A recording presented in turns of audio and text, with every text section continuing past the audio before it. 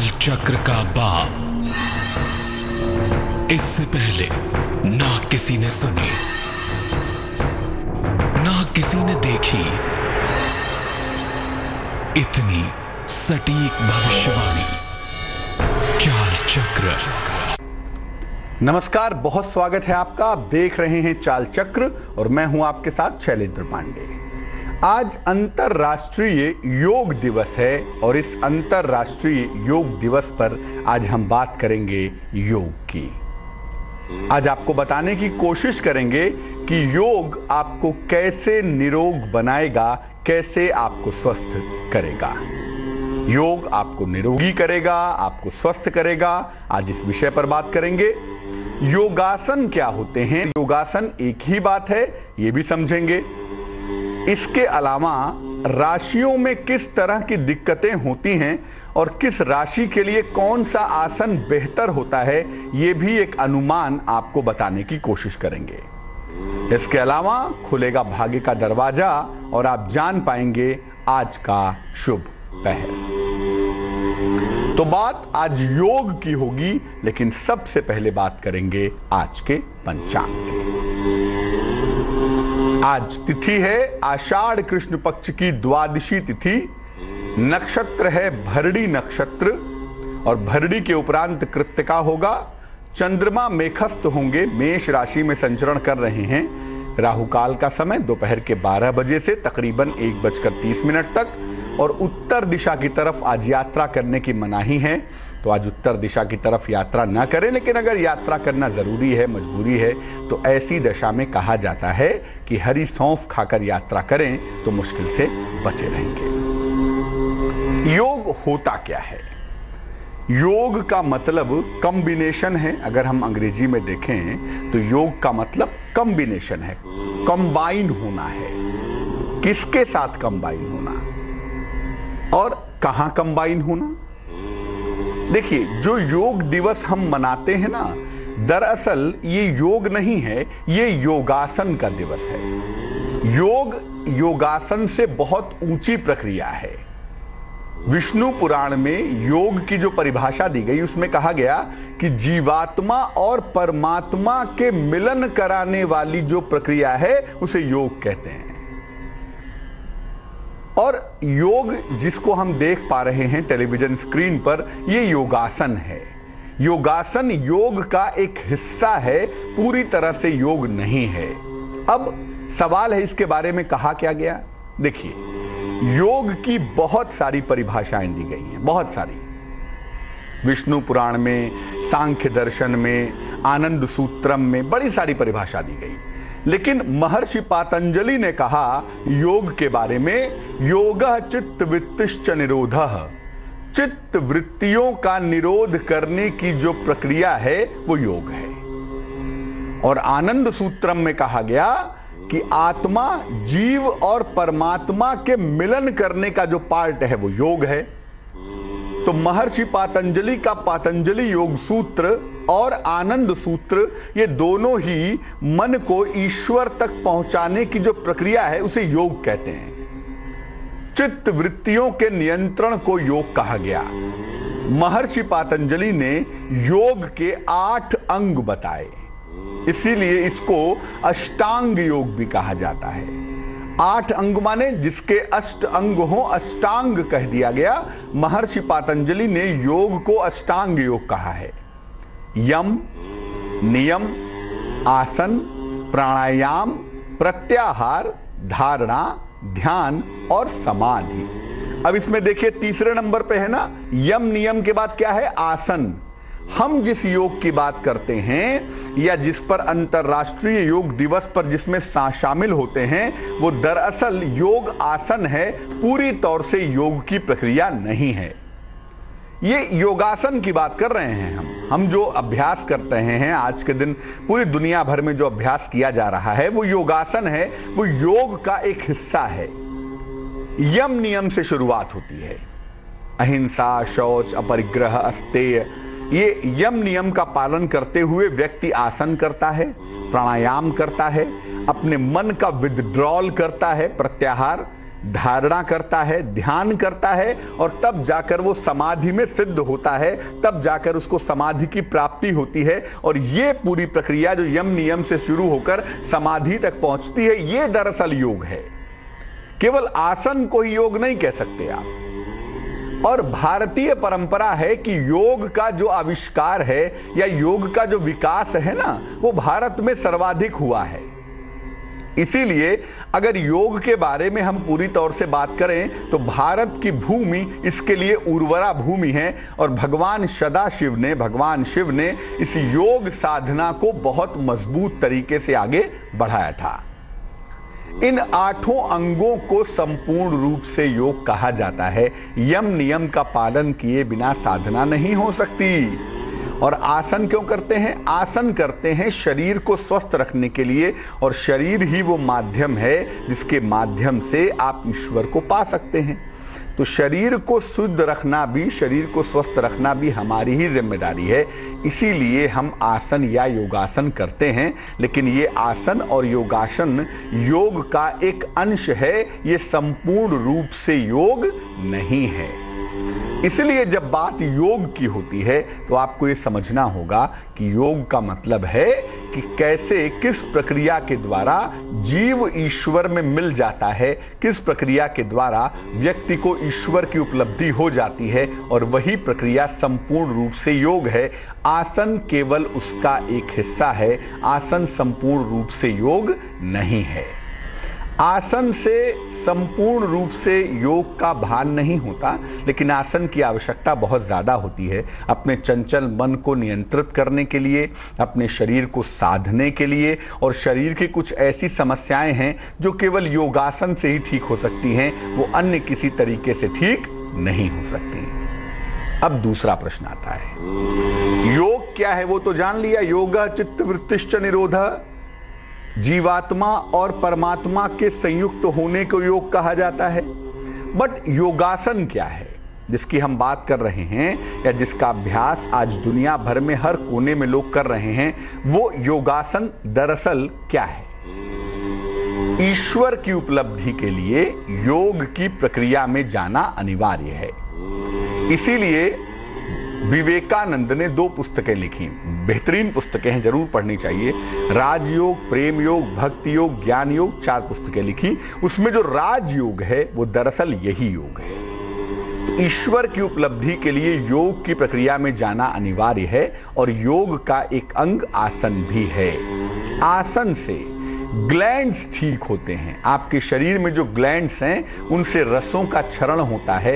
आपकी सोच, आपके विचार, आपके मन की चिंताएं, आपके मन का आनंद, ये सब ग्लैंड के सिक्रीशन पे निर्भर करता है।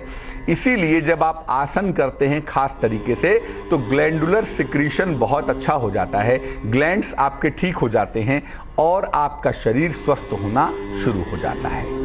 और स्वस्थ शरीर में ही स्वस्थ मन रहता है, और स्वस्थ मन से ही ईश्वर की उपलब्धि की जा सकती है। इसीलिए योगासन करना बहुत आवश्यक है, शरीर के लिए, मन के लिए और आत्मा के लिए। क्योंकि अगर सही तरीके से आपका शरीर वर्क नहीं करेगा, आपके शरीर में ग्लैंड्स का सिक्रीशन ठीक नहीं होगा, तो आप तमाम तरह की मानसिक वृत्तियों में उलझ जाएंगे।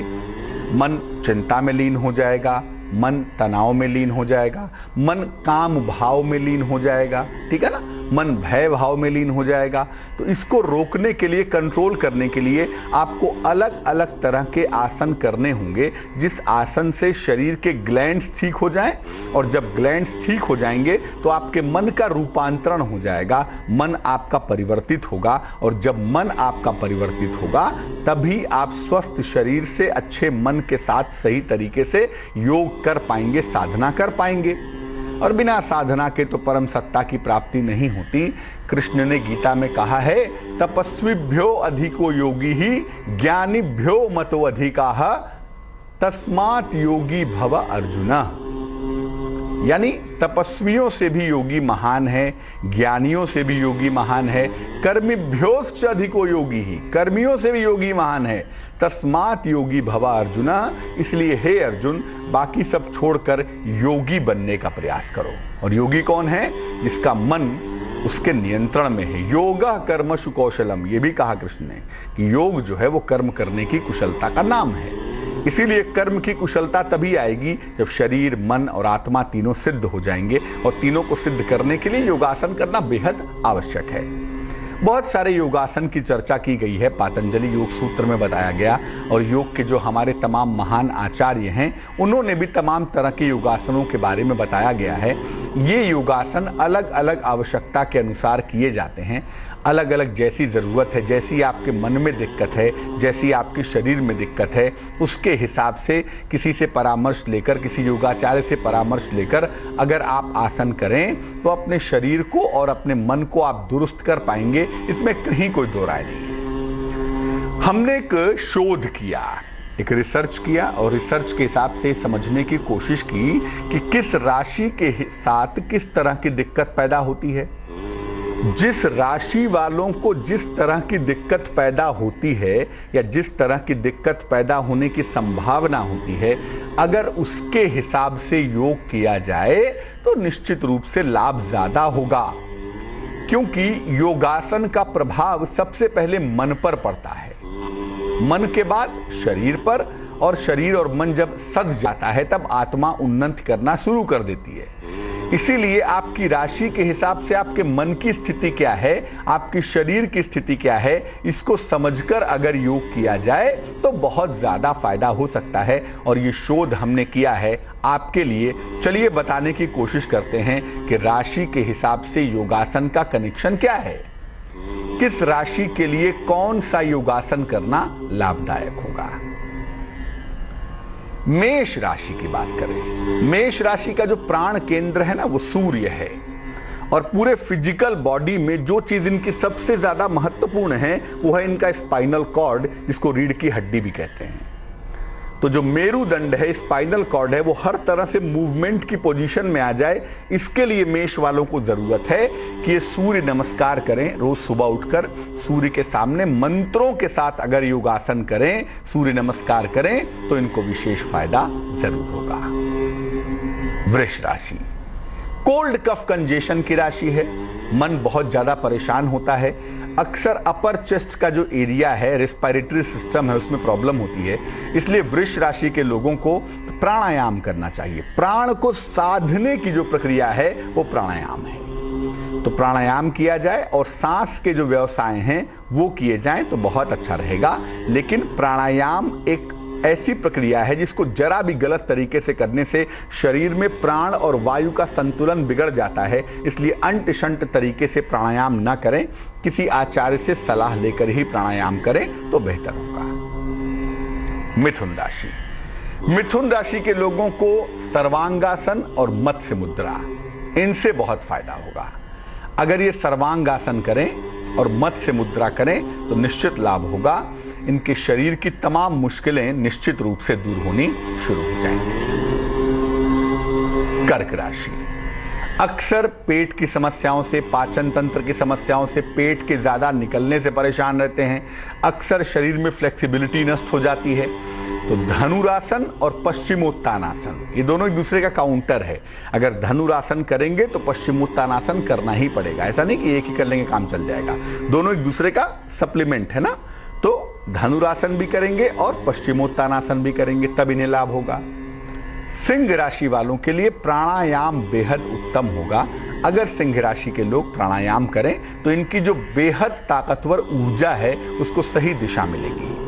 और अगर एक बार ऊर्जा को दिशा देना जान गए, एक बार ऊर्जा को साधना जान गए ना, तो फिर चिंता करने की आवश्यकता ही नहीं है। फिर तो आपकी ऊर्जा सही दिशा में, सही डायरेक्शन में काम करेगी ही करेगी। कन्या राशि तमाम तरह की पाचन तंत्र की, पेट की व्याधियों से परेशान हैं। अस्थमैटिक टेंडेंसी है, गर्दन के ऊपरी लेवल में दिक्कतें हो सकती हैं। इसीलिए सूर्य नमस्कार अगर नियमित रूप से किया जाए, यानी मंत्रों के साथ अगर योगासन किया जाए, तो कन्या राशि वालों को बेहद फायदा होगा। तुला राशि मन बेहद चंचल रहता है भाई। जो मन है ना तुला वालों का, वो बहुत चंचल होता है। कभी इस डाल पर, कभी उस डाल पर, कभी यहाँ प्रेम हो रहा है, कभी वहाँ प्रेम हो रहा है। पूजा करने बैठे तो मन पहुँच गया आकाश में। जो मन है ना तुला वालों का, जल्दी बैलेंस नहीं होता। और तुला मतलब होता है जो बैलेंस कर देता हो। तराजू माने क्या है? जो दोनों पल्लड़ों का भार बराबर रखे, वो तुला राशि है। तो तुला राशि वालों को सुबह और शाम सिद्ध आसन का अभ्यास करना चाहिए। सिद्धासन में एक एड़ी दूसरे एड़ी के ऊपर रखकर मूलाधार चक्र के ऊपर एक दबाव बनाया जाता है और सिद्धासन का अभ्यास करने से व्यक्ति का जो चंचल मन है वो बहुत जल्दी, बेहद जल्दी एकाग्र हो जाता है। बहुत ताकतवर आसन है।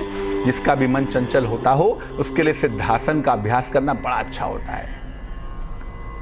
वृश्चिक राशि वालों को अक्सर देखा गया है कि सर्वाइकल स्पॉन्डिलाइटिस की प्रॉब्लम हो जाती है या कमर के निचले हिस्से में दिक्कत होने लगती है या होने की संभावना होती है। तो ताड़ासन और भुजंगासन बहुत अच्छा है। वृश्चिक वाले अगर ताड़ासन करें और भुजंगासन करें तो बड़े सुंदर परिणाम मिलेंगे।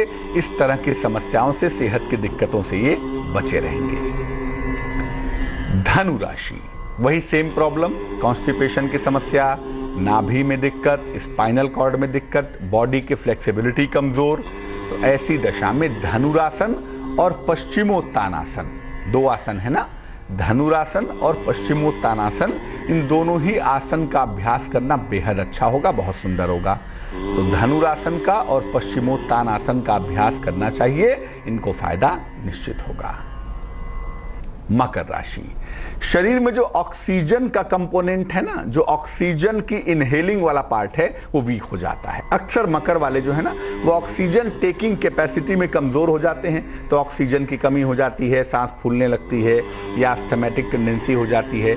इससे बचने के लिए नियमित रूप से प्राणायाम करना चाहिए और टहलने की आदत डालनी चाहिए ताकि ऑक्सीजन का जो कंज्यूमेशन है, जो कंजम्पशन है, वो काफी बढ़िया हो सके।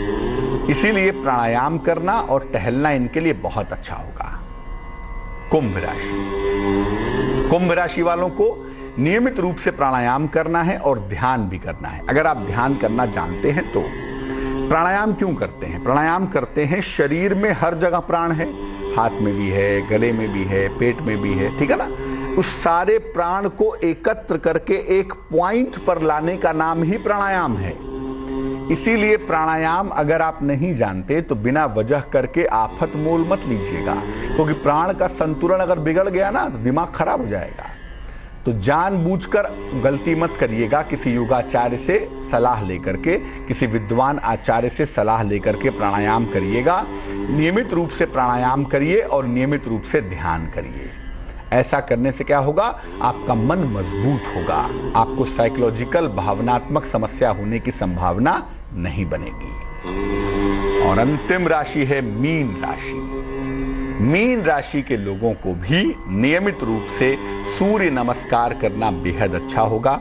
अगर मीन राशि के लोग नियमित रूप से सूर्य नमस्कार करें तो इनको स्पाइनल कॉर्ड की दिक्कत नहीं होगी, आंखों की दिक्कत नहीं होगी, उम्र बढ़ने के साथ साथ मोटापे की समस्या भी परेशान नहीं करेगी। तो बेहतर होगा कि मीन राशि के लोग नियमित रूप से सूर्य नमस्कार करें। मंत्र के साथ जब योग किया जाता है ना, तो योग की शक्ति 100 गुना हो जाती है। इसीलिए सूर्य नमस्कार से ज़्यादा बेहतरीन आसन कोई नहीं है। उसमें सारे आसन अपने आप में कलेक्ट हो जाते हैं और मंत्रों के साथ जब कलेक्ट होते हैं तो उसका फायदा आपको बेहद ज़्यादा होता है। तो अंतर्राष्ट्रीय योग दिवस पर यह बात जरूर जानते रहिए कि अंतर्राष्ट्रीय योग दिवस इसलिए मनाया जा रहा है ताकि आप अपने शरीर को, अपने मन को बेहतर कर सकें। और योगासन पर ही मत रुकिएगा, योगासन के आगे बढ़ के आपको प्रत्याहार करना है, प्राणायाम करना है, ध्यान और धारणा भी करनी है। उसके बाद आपको समाधि की प्राप्ति होगी। इसलिए जिन लोगों को ये अवसर है कि आसन के साथ साथ समाधि का, ध्यान करने का अनुभव मिल सके, वो आसन भी करेंगे और ध्यान भी करेंगे, तभी जाकर आसन का फायदा होगा। आसन केवल इसलिए नहीं करना है कि आप शरीर से फिट रहिए और मन से कमजोर हो जाइए, बिल्कुल भी नहीं। आपको आसन इसलिए करना है कि शरीर फिट हो ताकि मन को लेकर ईश्वर के मार्ग पर चल सकें। फिर बता दें कि जीव और ईश्वर का जो कॉम्बिनेशन है, दोनों का जो मिलान है, जिस प्रक्रिया के द्वारा होता है उसे योग कहते हैं। और योग की प्रक्रिया भारतवर्ष का अनूठा वरदान है पूरी दुनिया को। इसलिए योग की प्रक्रिया में जाने की आवश्यकता है ताकि आप ईश्वर की उपलब्धि कर सकें। और जो व्यक्ति योग की पूरी प्रक्रिया में जाता है, यम नियम का पालन करता है, ध्यान, धारणा, प्राणायाम, योगासन करता है, उसे निश्चित रूप से ईश्वर की उपलब्धि होती है। और जो एक बार योग के सही मार्ग पर चलने लगता है, जीवन में भौतिक रूप से भी उसके लिए कुछ भी पाना कठिन नहीं होता, अगर वो प्रयास करे, अगर वो कोशिश करे तो। इससे पहले ना किसी ने सुनी, ना किसी ने देखी इतनी सटीक भविष्यवाणी। चाल चक्र। स्वागत है आपका ब्रेक के बाद। अंतरराष्ट्रीय योग दिवस पर आज का बेहद खास चाल चक्र आप देख रहे हैं। ब्रेक पर जाने के पहले योग और योगासन के बारे में हमने बात की। अब हम बात करेंगे आपकी राशियों के हाल की, आपके टेलीफोन कॉल्स के जवाब देंगे। लेकिन फिलहाल स्वस्थ रहने की महत्वपूर्ण बातें जान लेते हैं निरोगी भव में। देखिए, जब भी पानी पीते हैं ना, एक बार में खट से पीने से बचना चाहिए। घूंट घूंट करके अगर पानी पिए तो वो सेहत के लिए ज्यादा फायदेमंद होगा। वो मुंह में घुलता हुआ जब अंदर जाएगा तो आपके स्वास्थ्य की समस्याओं को दूर करेगा। एक बार में ढेर सारा पानी पीना या सीधे बोतल से, गिलास से गट-गट करके पानी पीना स्वास्थ्य के लिए बहुत फायदेमंद नहीं होता है। चलिए राशियों की चर्चा की शुरुआत करते हैं। सबसे पहले डालते हैं नजर मेष राशि पर। मेष राशि वालों का आर्थिक पक्ष बेहद मजबूत होता दिख रहा है। मुकदमों की मुश्किलें दूर हो रही हैं। तैयार हो जाएं, इस समय स्थान परिवर्तन भी आपका हो सकता है। शुभ रंग धानी होगा और भाग्य होगा 78%। वृष राशि, कहीं यात्रा पर जा सकते हैं। उपहार का लाभ आपको प्राप्त होगा। अपने क्रोध पर नियंत्रण बनाए रखें तो बेहतर है। शुभ रंग फिरोजी है और भाग्य है 77%। मिथुन राशि, रुका हुआ धन आपको प्राप्त होगा। मान सम्मान की प्राप्ति होगी। पारिवारिक जीवन का अगर आप ध्यान रखें तो बेहतर है, वरना बेवजह की समस्याएं परेशान करेंगी। शुभ रंग मोव होगा और भाग्य होगा 69%। कर्क राशि वालों को करियर में बेहतरीन सफलता मिल सकती है। इस समय किसी पुराने मित्र से मुलाकात भी हो सकती है। अगर कोई वाद विवाद है तो आप उसमें निश्चित रूप से सफल होंगे। शुभ रंग सिल्वर यानी चांदी जैसा रंग और भाग्य होगा 80%। सिंह राशि वालों को पारिवारिक विवादों से बचाव करना है। लिखा पढ़ी में सावधानी रखनी है। वाहन दुर्घटना से भी बचना है। शुभ रंग भूरा होगा और भाग्य होगा 60%। कन्या राशि, प्रेम संबंधों की शुरुआत हो सकती है। इस समय हो सकता है किसी नई संपत्ति का आपको लाभ भी हो। धन की प्राप्ति होती हुई भी दिख रही है। शुभ रंग लाल होगा और भाग्य होगा 68%। तुला राशि, करियर में तनाव हो सकता है। इस समय महत्वपूर्ण निर्णय अगर आप टाल दें तो बेहतर रहेगा। और घर से निकलते समय जरा सी हरी सौंफ खा लीजिएगा। शुभ रंग आसमानी होगा और भाग्य होगा 56%। वृश्चिक राशि, तमाम वाद विवाद आपके हल होते जाएंगे। करियर में परिवर्तन की स्थितियां दिखेंगी। कोई उपहार मिलने से जीवन आपका बेहतर हो जाएगा भाई। शुभ रंग सफेद है और भाग्य है 63%। धनु राशि, लंबी यात्रा के योग बन रहे हैं। नौकरी में परिवर्तन होगा। पारिवारिक व्यस्तता आपकी बनी रहेगी। शुभ रंग आसमानी है और भाग्य है 59%। मकर राशि, आपका भाग्य कहता है कि संतान पक्ष को सफलता मिलेगी। परिवार की मुश्किलें दूर होंगी। परिवार में खुशहाली आएगी। मान सम्मान की प्राप्ति भी होगी। शुभ रंग पीला होगा, येलो होगा और भाग्य होगा 78%। कुंभ राशि, रोजगार में मनचाही सफलता मिलेगी। आकस्मिक धन की प्राप्ति भी होगी। आपको अपने पारिवारिक जीवन पर ध्यान देना चाहिए। शुभ रंग सफेद है और भाग्य है 64%। मीन राशि, नौकरी में परिवर्तन होगा, वाणी पर नियंत्रण बनाए रखें, जीवन साथी के स्वास्थ्य पर ध्यान दें। शुभ रंग हरा होगा और भाग्य होगा 60%। योग के बारे में हम बात कर रहे हैं अंतर्राष्ट्रीय योग दिवस पर। मैं फिर बता दूं, योगासन करना बहुत अच्छी बात है, क्योंकि योगासन करने से ही आप अपने शरीर को, शरीर के ग्लैंड्स को बेहतर कर सकते हैं और बहुत सारी डिप्रेशन की समस्याएं, अवसाद की समस्याएं, मन में तमाम तरह के जो विचार आते हैं, भय के, कुंठा के, चिंता के, उनका निवारण योगासन के माध्यम से ही संभव है। और जब आप योगासन करके अपने शरीर और मन को बेहतर कर लेते हैं, तब जाकर प्राणायाम, ध्यान, धारणा, प्रत्याहार और समाधि तक पहुंच पाते हैं। इसीलिए बहुत ज़रूरी है कि योगासन किया जाए। और जिस योगासन की बात हम कर रहे हैं, अंतर्राष्ट्रीय योग दिवस पर ज़्यादातर लोग योगासन ही करते हैं, क्योंकि योग एक ज़्यादा बड़ा टर्म है, योग एक बड़ी बात है, योग का एक हिस्सा है योगासन। योग बड़ी बात है क्योंकि योग का मतलब होता है कि वो प्रक्रिया है योग जिसके माध्यम से व्यक्ति ईश्वर तक पहुँच जाता है, उस प्रक्रिया को योग कहते हैं। तो योग दिवस पर, अंतर्राष्ट्रीय योग दिवस पर योगासन से शुरुआत तो हम जरूर करेंगे और करना भी चाहिए, लेकिन जीवन का उद्देश्य ईश्वर है, इसको याद रखते हुए अपने स्वस्थ शरीर का, अपने स्वस्थ मन का प्रयोग करें ईश्वर तक पहुंचने में। क्योंकि जब आप उस रास्ते पर चलना शुरू कर देते हैं तो भौतिक जीवन में, सामान्य जीवन में भी ईश्वर आपकी देखभाल करते हैं और आध्यात्मिक जीवन में भी ईश्वर आपको सफलता की तरफ ले जाते हैं। चलिए जान लेते हैं क्या है आज भाग्य के दरवाजे में। देखिए, अगर आपका मन ज्यादा परेशान रहता हो, बार बार छोटी छोटी बातों पे परेशानी होती हो, तो रोज सवेरे स्नान करने के बाद जरा सी चंदन की सुगंध का इस्तेमाल करें, बहुत अच्छा रहेगा। इससे मन की जो बार बार परेशानियां हो रही हैं, निश्चित रूप से दूर हो जाएंगी। एक दर्शक जुड़ रहे हैं अलवर से, अरविंद हैं हमारे साथ, उनसे बात करते हैं। अरविंद जी बताइए। नमस्कार जी नमस्कार। जी, मेरे जॉब के बारे में पूछना है। काफी परेशान हूँ, मेरी नौकरी क्यों नहीं लग पाती, ना प्राइवेट सेक्टर में ना गवर्नमेंट में। डेट ऑफ बर्थ बताइए।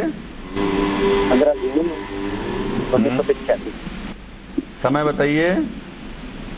समय रात को करीबन 11:15 बजे। कहाँ पे जन्म हुआ है? ये अलवर जिले में है। देखिए, जो आपकी कुंडली हमारे सामने बन पा रही है, इसमें थोड़ा सा मुश्किल समय अभी चल रहा है और ये मुश्किल समय तकरीबन 1 महीने तक चलता हुआ दिखाई दे रहा है। कुंडली कुंभ लग्न की है, राशि आपकी मेष है। बृहस्पति के राशि परिवर्तन के हिसाब से यानी अगस्त सितंबर के महीने में आपके बेहतर नौकरी की संभावना बनती है। नौकरी आपको प्राइवेट सेक्टर में अभी मिलेगी और उसके लिए आपको अलवर छोड़ना पड़ेगा, चेंज ऑफ प्लेस करना पड़ेगा, इसकी संभावना बन रही है। तो अगस्त सितंबर में आपको एक नौकरी मिलती हुई दिखाई दे रही है। जो नौकरी मिलेगी उसे कर लीजिएगा और उसके लिए आपका स्थान परिवर्तन होगा, स्थान परिवर्तन भी कर लीजिएगा। अब आगे आपका करियर ठीक रहे, मुश्किलें आपकी कम हो जाएं और बार बार नौकरी में उतार चढ़ाव ना पैदा हो, इसके लिए एक मूंगा नाम का रत्न वजन में 6-7 रत्ती, 6 से 7 रत्ती का मूंगा तांबे की अंगूठी में, सीधे हाथ की अनामिका उंगली में, राइट हैंड के रिंग फिंगर में मंगलवार की प्रातः आप धारण करें। रोज सुबह और रोज शाम 108 बार ओम शं शनैश्चराय नमः इस मंत्र का जाप करें, आपको लाभ होगा। अहमदाबाद से विद्या देवी जुड़ रही हैं हमारे साथ, उनसे बात करते हैं। विद्या जी बताइए। कुमार की शादी नहीं हो रही है, मेरा बेटा है जी। डेट ऑफ बर्थ क्या है बेटा की? डेट ऑफ बर्थ क्या है? जन्म तारीख क्या है? 25 का है। 25 महीना बताइए। 12वें महीने में और सुबह में 10:30 बजे जन्म हुआ है। 25 दिसंबर किस साल में? 1971। हाँ। सुबह के 10:30 बजे। कहाँ जन्म हुआ है? क्या पूछना चाहती हैं, पूछिए। बेटे की शादी नहीं हो पा रही है तो हम क्या करें? 33 साल का हो गया है। देखिए, आपके बेटे की जो कुंडली हमें दिखाई दे रही है, उस कुंडली के हिसाब से इस कुंडली में विवाह के लिए काफ़ी मुश्किलें दिखाई दे रही हैं और ऐसा लग रहा है कि ये विवाह अपनी इच्छा से करेंगे, स्वयं की इच्छा से करेंगे। अपनी इच्छा से इनकी शादी अगले साल होगी। फरवरी से लेकर जुलाई अगस्त तक का जो समय है उसमें इनकी शादी अगले वर्ष होती हुई दिखाई दे रही है। ये विवाह इनकी अपनी इच्छा से होगा, उसमें चिंता करने की आवश्यकता नहीं है। लेकिन विवाह का निर्णय गलत हो सकता है क्योंकि शुक्र राहु के साथ बैठा हुआ है और ये कॉम्बिनेशन कहता है कि हो सकता है विवाह के बाद एडजस्ट करने में दिक्कतें आएँ, तालमेल बैठाने में समस्या आए। इसीलिए अपने बेटे को एक ओपल पहना दें, एक 12-14 रत्ती का ओपल चांदी की अंगूठी में, सीधे हाथ की तर्जनी उंगली में, शुक्रवार की शाम को धारण करवाना इनके लिए लाभप्रद होगा, लाभकारी होगा।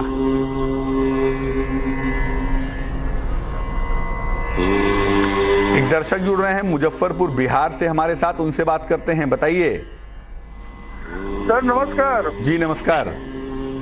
मेरा नाम सुनील सिंह है, बिहार के मुजफ्फरपुर के रहने वाले हैं। हम बहुत कष्ट में चल रहे हैं। जन्म की तारीख क्या है सुनील भाई? सर मालूम नहीं है अभी। कितनी उम्र है आपकी? 43-44 साल होगा।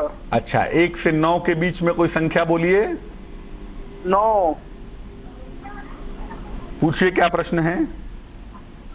प्रश्न है तो मैं होटल का धंधा करता था, पिछले 3 महीना से जो है मेरा काम बंद है। अभी बेरोजगार बैठे हुए हैं और बहुत दिक्कत, आर्थिक स्थिति के विषय में बहुत दिक्कत चल रहा है। कहीं पे कोई काम धंधा के लिए जाते हैं पर दुकान के लिए बात करने जाते हैं, लगता है हो गया लास्ट स्थिति में जाकर फेल हो जाता है। देखो, आपकी जो मुश्किल है उसके लिए जिम्मेदार जो ग्रह है उसे राहु कहा जाता है और राहु अभी अच्छा नहीं दिखाई दे रहा है। इस वजह से आपके कारोबार में, आपके व्यापार में पिछले 1 वर्षों से दिक्कत चली आ रही है। ये दिक्कत सितंबर के महीने में समाप्त होगी। सितंबर 2017 के बाद से आपकी मुश्किलें दूर होनी शुरू हो जाएंगी। होटल का, रेस्टोरेंट का, खाने पीने की चीज़ों का, जनरल मर्चेंट का, किराने का, ये सब काम आपको सूट करेगा, लेकिन सितंबर के बाद ही आपके रास्ते खुल पाएंगे। वर्तमान में आपकी चीज़ें बेहतर हो जाएं, वर्तमान मुश्किलें आपकी दूर हो जाएं, इसके लिए सुबह और शाम दोनों समय ओम रांग राहवे नमः, ओम रांग राहवे नमः राहु के मंत्र का सुबह और शाम दोनों समय आप जप करें। और हर शनिवार के दिन खाने पीने की चीज़ का, चाहे बिस्किट नमकीन हो, पूड़ी सब्जी हो, चावल दाल हो, भोजन हो, कुछ भी हो, खाने पीने की चीज़ का हर शनिवार को किसी निर्धन व्यक्ति को दान करें। ये दोनों उपाय आप करें, इससे आपकी मुश्किल हल होनी शुरू हो जाएगी। चलिए अब जान लेते हैं क्या है आज का शुभ पहर। आज का शुभ पहर है शाम को 5 बजे से 6:30 तक। इस समय में किसी निर्धन व्यक्ति को सुगंधित वस्तु का दान करें। परफ्यूम का, इत्र का, अगरबत्ती का, धूप बत्ती का, सुगंधित चीज का दान करें। आने वाले समय में आपको खूब प्रसन्नता और खूब सफलता मिलेगी, लेकिन ये करना होगा शुभ पहर में ही। और शुभ पहर का समय फिर से नोट कर लें, शाम को 5 बजे से तकरीबन 6:30 के बीच में। तो आज के लिए चाल चक्र में बस इतना ही। अंतर्राष्ट्रीय योग दिवस की आप सबको हार्दिक शुभकामनाएं। मुझे दीजिए इजाजत। आगे देखिए रिश्तों की कहानी संजय सिन्हा के साथ। नमस्कार।